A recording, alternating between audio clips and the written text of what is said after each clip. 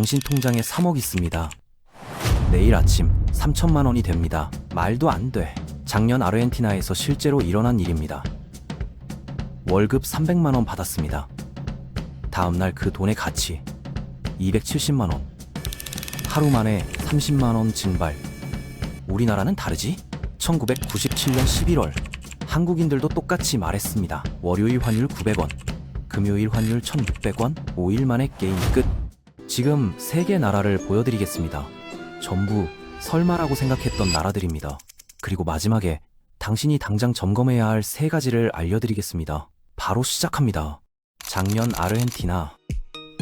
아침 출근길 편의점 빵 2,000원, 퇴근길 같은 빵 4,000원. 12시간 만에 2배. 물가 상승률 211%. 이게 뭘 의미하냐면 1월에 10,000원이던 치킨이 12월엔 31,000원. 연봉은 그대로인데 물가만 3배. 그래서 아르헨티나 사람들 뭘 할까요? 월급 받자마자 은행 띱니다. 페소. 1초도 안 들고 있습니다. 전부 달러로 바꿉니다. 자기 나라 돈을 안 믿거든요. 지난 40년간 국가 파산 9번. 평균 4년에 한 번씩 나라가 디폴트를 겪었습니다. 그런데 진짜 무서운 건 뭘까요? 국민들이 이걸 일상으로 받아들이기 시작했다는 겁니다.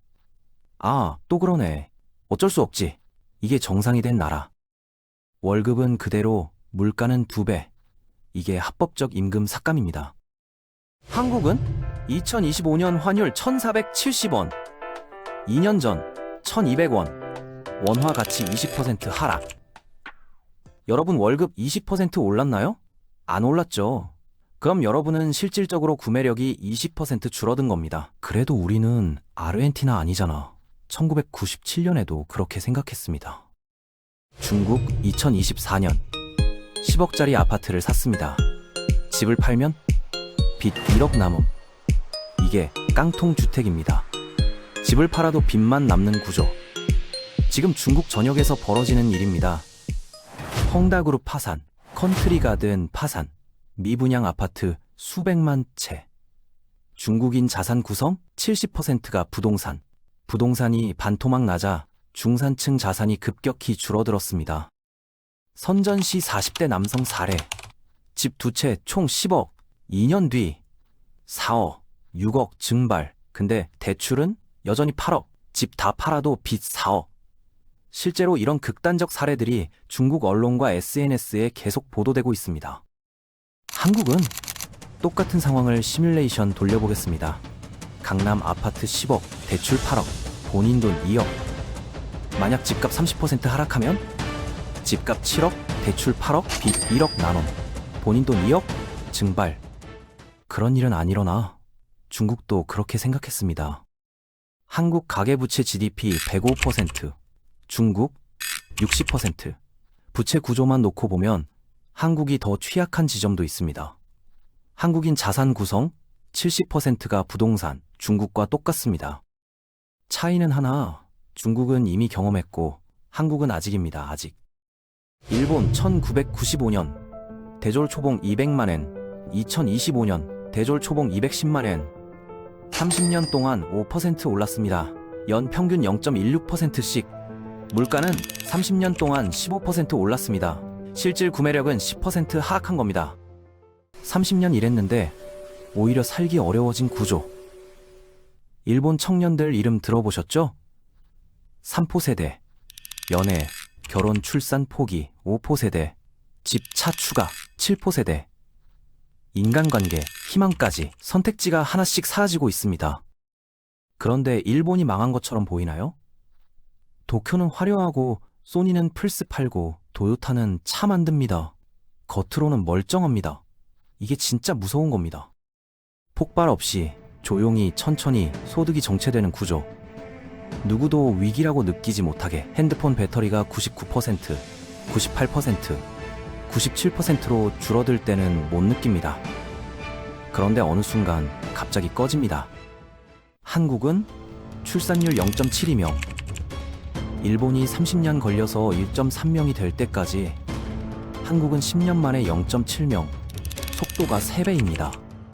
지금 30대가 60세 될 때 한국 인구 절반이 노인입니다. 국민연금 지금 구조로는 지금 30대가 기대하는 수준으로는 어렵습니다. 젊은이 한 명이 노인 한 명 떠받치는데 누가 연금을 충분히 낼 수 있을까요? 일본의 잃어버린 30년, 한국의 잃어버릴 10년이 될 가능성이 높습니다. 단지 속도만 3배 빠를 뿐. 정리합니다. 아르헨티나 월급이 휴지, 중국 집이 빚, 일본 30년째 동결.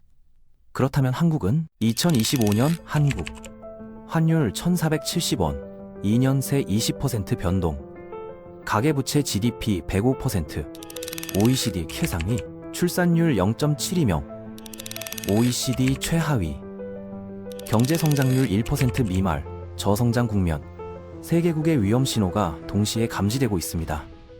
아르헨티나처럼 환율 변동성, 중국처럼 부채 구조, 일본처럼 저성장 저출산, 3중 구조. 그래서 나는 뭘 점검해야 하나? 딱 3가지만 확인하세요. 첫 번째, 변동금리 대출부터. 변동금리 대출 있으면 가장 먼저 점검하세요. 2022년 금리 1%, 2025년 금리 4%, 대출 5억 있으면 이자가 연 500만 원에서 2천만 원, 1,500만 원 더 나가는 겁니다. 매달 125만 원 추가. 빚 없는 사람과 빚 있는 사람. 10년 뒤 차이는 생각보다 훨씬 큽니다. 지금 금리가 계속 이 수준을 유지할지 더 오를지는 아무도 모릅니다. 하지만 대출 구조는 지금 바꿀 수 있습니다. 두 번째, 자산 배분 구조. 부동산 70% 집중? 위기 국면에서는 가장 먼저 흔들리는 구조입니다. 중국이 보여줬습니다. 자산 재배분을 고려해보세요. 부동산 50%, 달러 자산 30%, 현금 20%. 계란을 한 바구니에 담으면 그 바구니가 흔들릴 때 타격이 큽니다. 분산은 수익률 경쟁이 아니라 생존 전략입니다. 세 번째, 대체 불가능한 스킬 하나. 회사가 구조 조정하면 여러분 스킬만 남습니다. 아르헨티나 2001년 디폴트 당시 비교적 빨리 회복한 사람들? 전기 기술자, 배관공, 목수, 디자이너. 손으로 뭔가 만들거나 남이 못하는 걸 할 수 있는 사람들. 은행원, 관리직 상당수?